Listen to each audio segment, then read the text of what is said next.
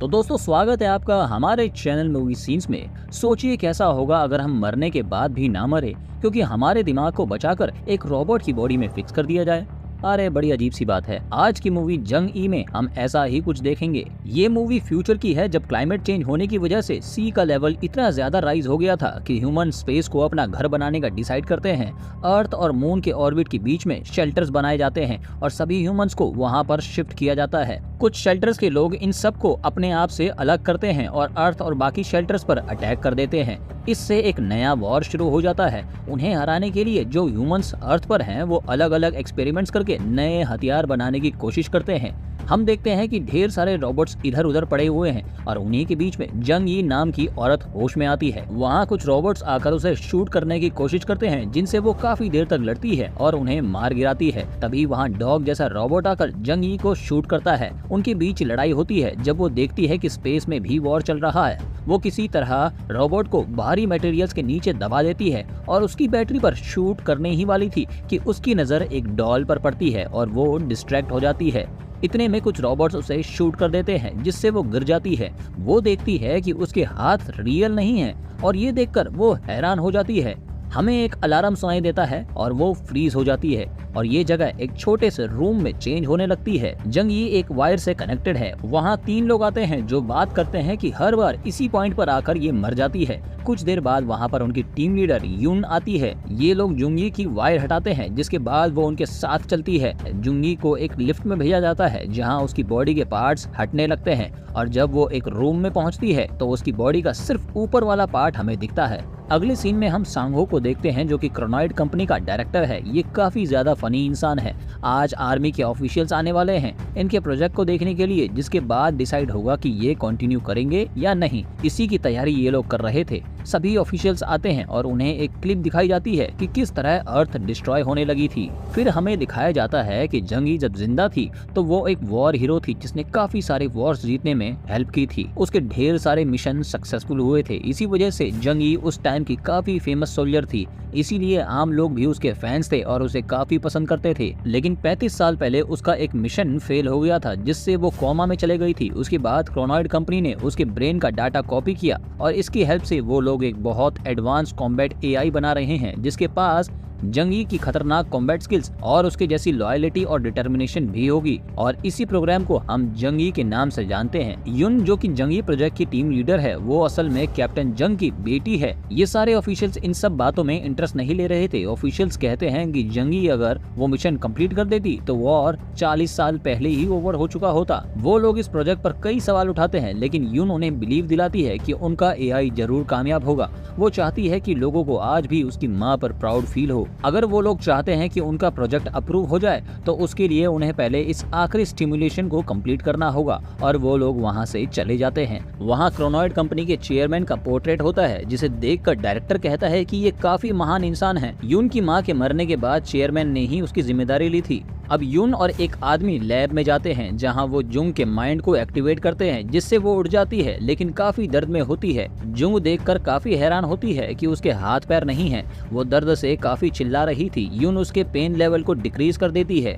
Jung पूछती है कि मेरी बॉडी कहाँ है। यून को अपनी माँ के लिए बुरा लग रहा था। जब जुंग काफी ज्यादा चिल्लाते हुए घबराती है तो यून उसे डीएक्टिवेट कर देती है और जुंग वैसी की वैसी रुक जाती है। वो ये वाले ब्रेन को डिस्ट्रॉय करने का ऑर्डर देती है, जिसके बाद उसके ब्रेन से उसका डाटा हटा दिया जाता है और ब्रेन भी निकाल दिया जाता है। वो आदमी यून को बताता है कि जब यून की माँ जिंदा थी तो वो उसका काफी बड़ा फैन था, लेकिन यहाँ यून रिवील करती है कि उसकी माँ ने उसकी वजह से आर्मी ज्वाइन करी, क्योंकि बचपन में यून को लंग्स का कैंसर था और इलाज के लिए उनके पास पैसे नहीं थे और सिर्फ पैसों की वजह से उसकी माँ ने वॉर में पार्टिसिपेट किया ताकि उसकी बेटी का ट्रीटमेंट हो सके। उसे हमेशा से डर था कि उसकी जान बचाने के लिए कभी उसकी माँ की जान न चले जाए। और जिस दिन उसका ऑपरेशन था उसी दिन जंग का आखिरी मिशन था, जिसमें वो मारी गई। यून के मन में सिर्फ एक सवाल रह गया कि क्या उसकी माँ को इस बात का रिग्रेट होगा कि उसने अपनी बेटी को बचाने के लिए अपनी जान दे दी। ये आदमी उसे कहता है कि तुमने अभी फिर अपनी माँ से पूछा क्यों नहीं। यून हैरान होती है कि उसने कभी ऐसा सोचा ही नहीं। अब यून एक ट्रेन में बैठती है, जो कि काफी ज्यादा एडवांस ट्रेन है। अर्थ पूरी तरह से बदल चुकी थी। ट्रेन में एक माँ अपनी बेटी से रोते हुए कहती है कि वो जल्दी वापस लौट कर आएगी, जिससे उसे अपने पास्ट की याद आती है। हम पास्ट का सीन देखते हैं कि जिस दिन यून की सर्जरी थी उस दिन उसकी माँ उसे प्रॉमिस करके गई थी कि वो जल्दी वापस आएगी।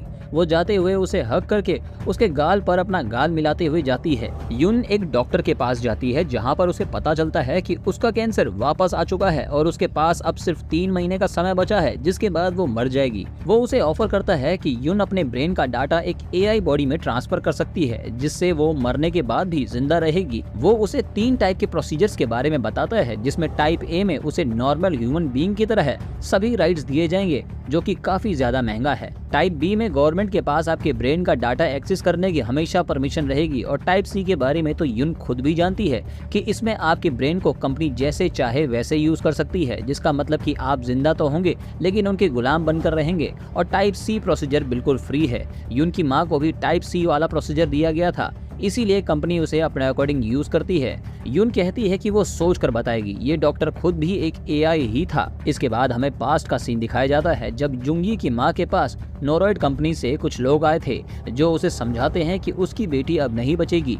इसीलिए वो उसे कन्विंस करते हैं कि वो उसके ब्रेन के क्लोन्स बनाकर वॉर के लिए यूज करेंगे। अगर वो इस एग्रीमेंट को चूज करती है तो वो यून की पढ़ाई और बाकी चीजों का खर्चा उठाएंगे। बस इसी वजह से उसकी माँ इस चीज के लिए एग्री करती है। यून के पास एक औरत आती है जो उसे उसकी माँ की सोल्जर वाली डॉल देते हुए कहती है कि उसकी माँ एक हीरो है और इस प्रोसीजर की वजह से वो हमेशा हीरो कहलाएगी। अगले सीन में हम देखते हैं कि जुंगी के एआई का अगला टेस्ट होता है। असल में ये टेस्ट उसके लास्ट मिशन की सेम टू सेम कॉपी है जिसमें वो मारी गई थी। अगर ये एआई उस मिशन की कॉपी को कंप्लीट कर देता है तो जंग ई प्रोजेक्ट को अप्रूवल मिल जाएगा, लेकिन हर बार वो सेम पॉइंट पे आकर ही मारी जाती है।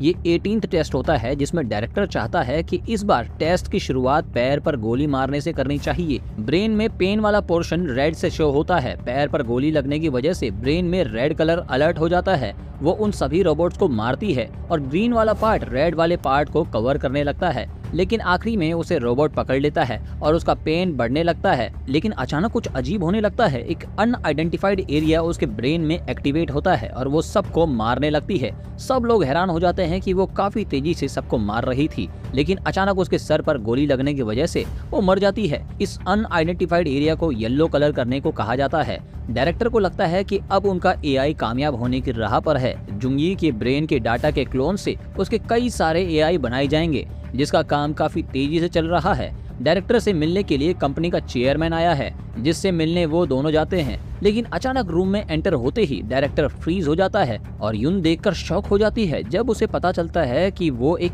एआई है। रूम में चेयरमैन यून से मिलता है, जो कि काफी फनी इंसान है। जब यून चेयरमैन को बताती है कि उनका प्रोजेक्ट ऑलमोस्ट कंप्लीट हो चुका है, तो चेयरमैन कहता है कि अब उन्हें उसकी जरूरत नहीं है, क्योंकि वॉर में अब दोनों साइड्स के बीच कॉम्प्रोमाइज हो चुका है। इसीलिए एआई प्रोजेक्ट को हम वॉर की बजाय किसी घरेलू कामों के लिए यूज करेंगे और ये लैब भी बंद हो जाएगी। यून ये सुनकर काफी निराश होती है, क्योंकि वो अपनी माँ के प्रोजेक्ट से काफी ज्यादा ऑब्सेस्ड थी। यहाँ हमें पता चलता है कि चेयरमैन ने काफी साल पहले खुद के ही ब्रेन का डाटा कॉपी करके एक एआई रोबोट बनाया था, जो कि असल में ये डायरेक्टर है। डायरेक्टर चेयरमैन का ही एआई वर्जन है, लेकिन उसे ये बात नहीं पता। चेयरमैन डायरेक्टर को दोबारा ऑन करता है और उसकी बातें सुनकर काफी तेज तेज हंसते हुए कहता है कि वो काफी फनी है। एक तरह से वो अपनी ही तारीफ कर रहा है। दोबारा से टेस्ट होता है जिसमें जंगी का एआई उसी पॉइंट पर आकर मरता है जहां रियल जंगी मरी थी। डायरेक्टर काफी ज्यादा गुस्सा होता है कि हर बार यही क्यों होता है। वो लोग लैब में जाते हैं जहां जुंगी को उठाया जाता है और वो दर्द से रोने लगती है। अब डायरेक्टर का सब्र टूट चुका था, क्योंकि वो येलो वाला पार्ट इस बार शो नहीं हुआ। इसीलिए वो कहता है कि उसके हाथों को काट दिया जाए। यून ये सुनकर काफी ज्यादा डर जाती है। उसके हाथ काट दिए जाते हैं, जिससे उसे काफी ज्यादा दर्द होता है, लेकिन येलो वाला एरिया अभी भी शो नहीं होता।